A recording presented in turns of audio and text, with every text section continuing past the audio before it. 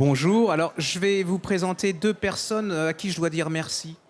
Merci parce que quand j'étais plus petit, c'est-à-dire que c'est difficilement concevable, mais j'ai été plus petit, euh, les profs d'histoire avaient réussi à me dégoûter franchement des livres d'histoire. Mais alors, me dégoûter de chez dégoûté, quoi. Et puis ces deux énergumènes là sont arrivés. Ils sont deux. Ils s'appellent Jean-Christophe Buisson.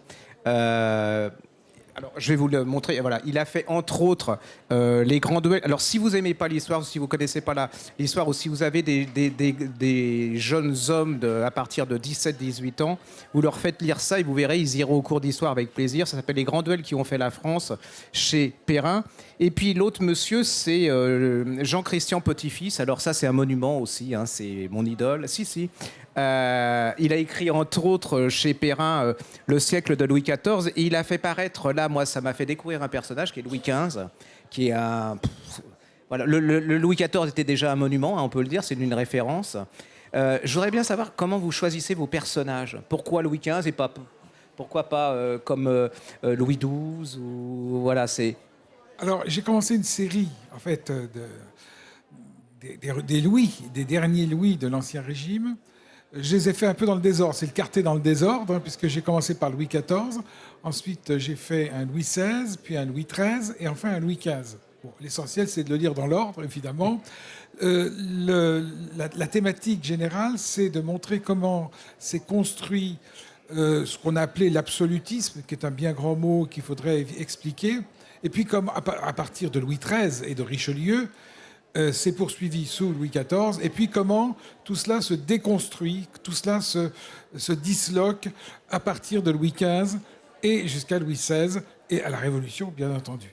Donc, c'est une réflexion à travers des biographies très classiques sur le pouvoir politique, comment ce système s'est installé, et puis comment ce système n'a pas résisté à la violence, à la bourrasque révolutionnaire. Il y a des parallèles avec notre époque, hein, je trouve, quand on lit. Alors voilà, c'est à chacun de les Oui, trouver, mais il y a quand même des parallèles hein, quand on parle de déconstruction, d'endettement. Oui, bien je entendu. trouve que c'est ça qui est assez extraordinaire parce que c'est très très clair, donc on comprend. Vous étiez bon en histoire quand vous étiez... Ah ben j'adorais. Ah oui, vous aviez des bonnes notes, je suis sûr. Ah oui, j'étais toujours oui, premier. Ah, c'est pas un bon point pour vous.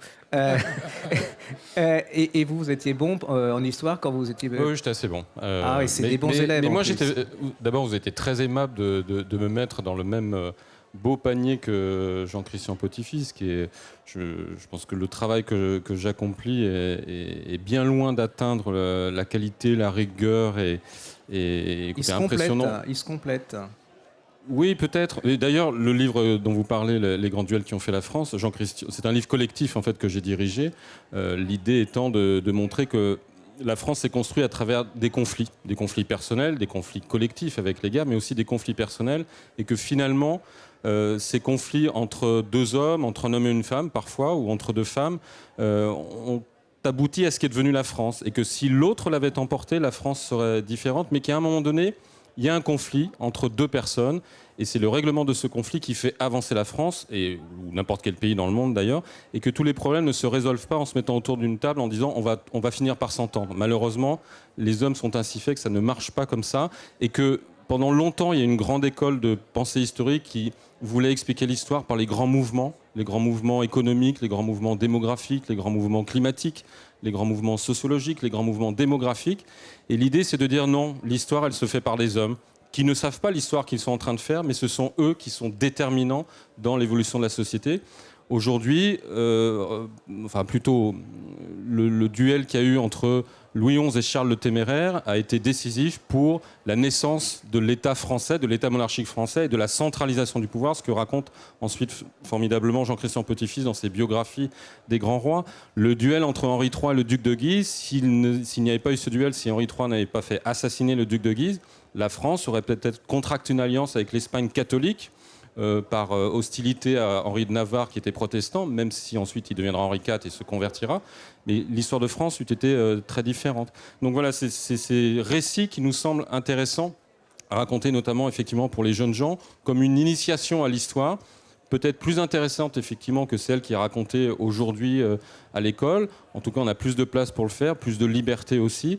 Et cette initiation permet ensuite d'aller dans des livres beaucoup plus ambitieux, beaucoup plus rigoureux, que sont par exemple les livres de Jean-Christian Petit-Fils, qui sont des biographies de 500, 600, 700 pages. Oui, mais enfin, ça se lit. Enfin, je veux dire, Mais parce qui que se je connais lisent et des qui se biographies de dévorent. 500, 600 pages, au bout Mais de 30, peut-être parce vous que partez. Jean-Christian n'est pas un historien au sens purement universitaire du terme, peut-être parce qu'il a pratiqué d'autres métiers avant et qu'il a aimé l'histoire comme nous, et du coup il nous l'a fait aimer comme Et on il l'aime. sait écrire, Eh ben oui. ce qui est quand même un avantage. Quand il raconte ça, est-ce qu'on peut dire que c'est un parallèle, par exemple, entre Madame de Pompadour et Louis XV? Est-ce que s'il n'avait pas rencontré Madame de Pompadour, quelque part, il n'y aurait pas eu la guerre de, je ne sais plus, 7 Ah non, ans? je crois pas qu'il faut... Non, l'influence de Madame de Pompadour est tout de même pas si considérable que ça. On a beaucoup exagéré les choses de ce point de vue, et toute l'histoire n'est pas construite non plus par des duels ou par des duos, hein, bien entendu. Mais non, là, Louis XV... sans doute, l'importance de Madame de Pompadour, puisque vous me lancez sur ce sujet, tient au fait qu'elle a soutenu le moral de Louis XV, qui était un dépressif, qui était un mélancolique, évidemment, qui fuyait dans la chasse. Et elle a joué un rôle important de ce point de vue, mais pas du point de vue du renversement des alliances, comme Michelet nous l'a dit, par exemple. L'alliance avec l'Autriche, avec Marie-Thérèse, ça ne vient pas de Madame de Pompadour. C'était déjà une idée dans l'ère du temps de Louis XIV. À la mort, au moment de sa mort, Louis XIV avait envisagé un rapprochement avec l'Autriche. Et puis, ça ne s'était pas fait. Louis XV y a pensé longtemps avant d'avoir rencontré Madame de Pompadour. Ça s'est fait sur une initiative, d'ailleurs, de Marie-Thérèse. Ça a été un grand mouvement, un grand choc, d'ailleurs, dans l'opinion, parce que jusque sur la Révolution, même un historien comme l'abbé Soulavie, qui était un révolutionnaire, dit le renversement des alliances est une des causes de la Révolution, parce que ça n'a pas été admis par une partie de l'armée, par la noblesse. L'ennemi héréditaire, c'était la maison d'Autriche. Voyez, Voilà. voyez, regardez, 2 minutes 50, on va devenir spécialiste avec le renversement des alliances sous Louis XV. Il y a 2 minutes, on ne savait pas ce que c'était, donc c'est génial. Vous m'avez lancé sur Madame de Pompadour, c'est la preuve et l'influence que de Madame de Pompadour. c'est ça, c'est un peu, vous voyez, c'est un historien, c'est génial, il vous fait participer alors qu'il y en a d'autres, ils vous endorment. Je veux dire, c'est un peu la question bateau, entre Louis XV, Louis XIII, Louis XIV, il y en a un qui vous avez pas plus de tendresse, mais que vous avez trouvé plus intéressant à faire, plus... Oui. Alors, celui que j'admire le plus, c'est Louis XIII. C'est un peu paradoxal, parce que c'est un homme qui donne l'impression d'être effacé, d'être très en retrait par rapport à son principal ministre, qui était un homme extrêmement brillant, le cardinal de Richelieu, volontaire, autoritaire.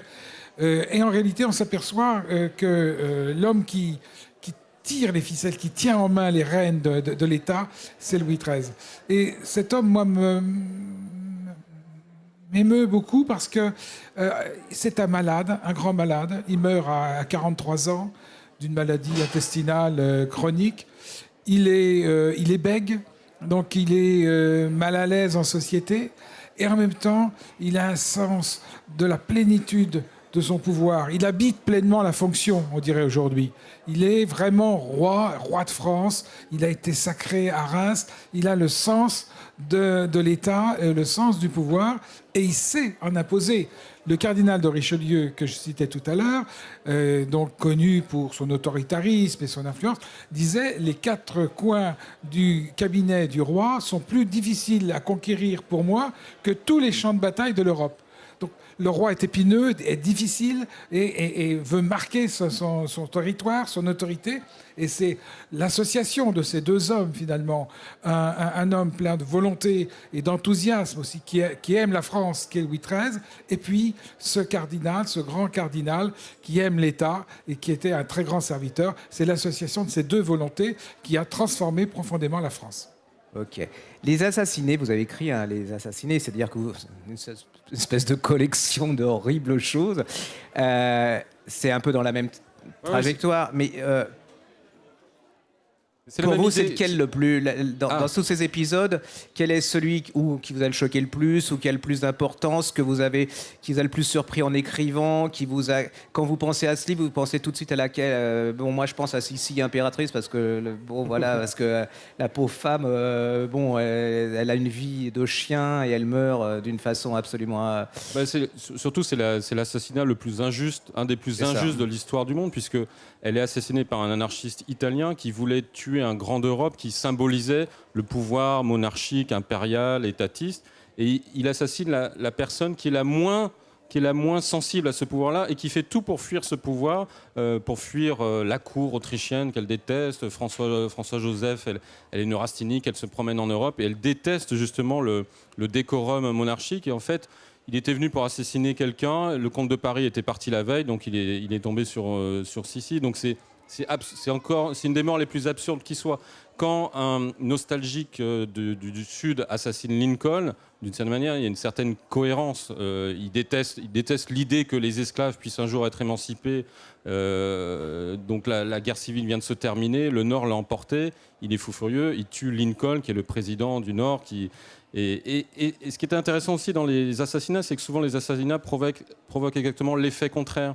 C'est-à-dire que Lincoln, une fois mort, la réconciliation entre le nord et le sud des États-Unis s'est accélérée finalement sur le cadavre de Lincoln. Parce que même des gens du sud ont été choqués par cet événement. Ils en avaient assez de cette guerre qui avait fait des centaines de milliers de morts, qu'on oublie facilement.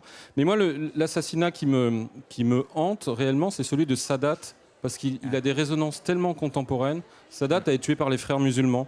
Il était tué par les frères musulmans parce que pendant des années, les frères musulmans ont été tenus à l'écart du pouvoir égyptien qui était nationaliste, laïque, et on se méfiait de ces islamistes-là.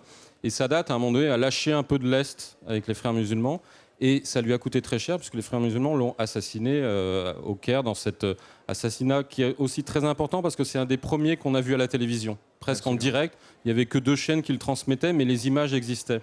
Et d'un seul coup, l'impact a été démultiplié par rapport à des assassinats beaucoup plus importants ou spectaculaires, même si celui-là l'était, puisque c'était une parade militaire au cours de laquelle plusieurs officiers sont descendus de leur tank qui défilaient devant Sadat, sont arrivés sur la tribune et ont rafalé la tribune. Et aujourd'hui, effectivement, ce qui se passe en Égypte, avec le maréchal Sissi qui tape comme un sourd sur les musulmans, si on a oublié cet attentat, on ne comprend pas la violence extrême dont fait preuve Sissi contre les musulmans aujourd'hui, parce qu'il a ça en mémoire. Il a en mémoire un Raïs qui a été assassiné par des islamistes il y a 35 ans, et il sait que c'est ce qui lui pend au nez. C'est pour ça que cette guerre vraiment ultime qui existe aujourd'hui entre les islamistes et le pouvoir de Sissi en Égypte s'explique aussi par l'histoire, comme beaucoup de choses contemporaines s'expliquent. Dès qu'on connaît un petit peu l'histoire, on comprend mieux certaines attitudes. Bon, vous voyez, en 10 minutes, on a appris plein de choses. Ils sont hyper intéressants, ils sont clairs. Donc, il n'y a qu'une chose à faire. Hein. Vous allez vous précipiter, vous prenez leurs livres, vous les lisez, puis vous verrez, vous allez passer un bon moment. Vous allez être plus intelligent, vous allez être plus cultivé. Et en plus, vous allez mieux comprendre ce qui se passe actuellement. Donc, arrêtez de regarder la télé, c'est nul. Vous prenez vos livres et voilà. Merci beaucoup. Merci.